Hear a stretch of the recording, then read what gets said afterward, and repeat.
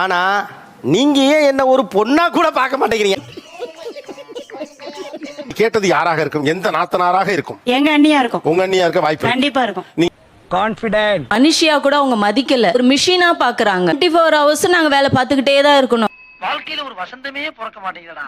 வாரத்துல 4 நாள் இங்க தான் இருப்பாங்க. வரும்போதே ஒரு கால் வந்துரும், நான் வர, எனக்கு இதெல்லாம் ரெடியா இருக்கணும்.